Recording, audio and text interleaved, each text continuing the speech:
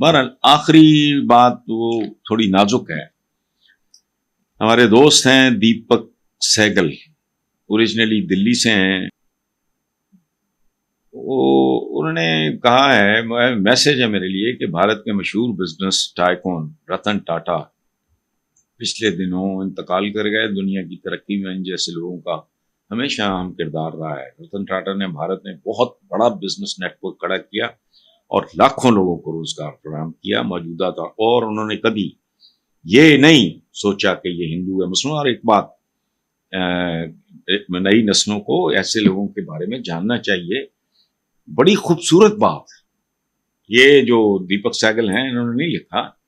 میں آپ کو بتاتا ہوں کہ یہ جو پاکستان کی ایک بڑی کیوٹ سی بچی ہوتی تھی، آپ جیسا کوئی میری زندگی میں، زہیب، نازیہ حسن اور زہیب دونوں بہن بھائی ینگ تھے، بڑے کیوٹ بچے، یہ بڑے پاپولر ہوئے. انہوں نے رتن ٹاٹا صاحب نے ان کو بلوایا اور ان کے ساتھ مل کے انہوں نے کوئی کام شام کیا.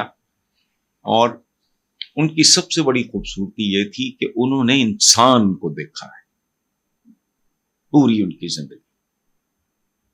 انسانوں کے لیے ایک مہربان آدمی، مودی صاحب کے برعکس ایک آدمی.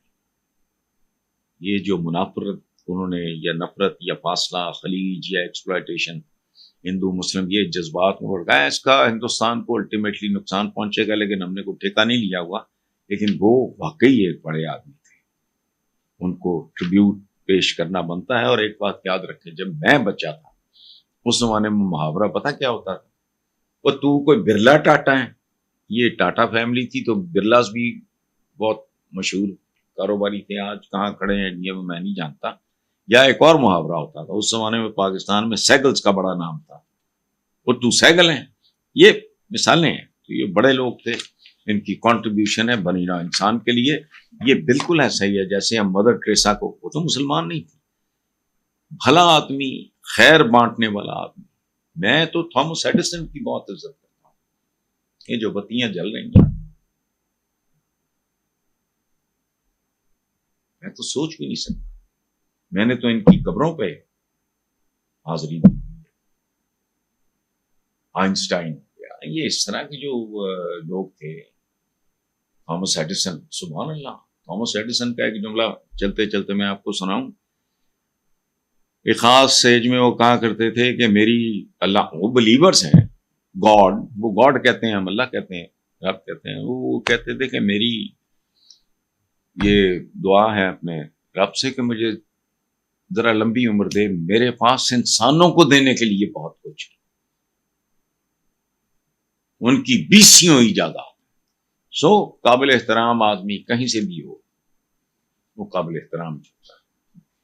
آخری بات وہ اچھی ہے.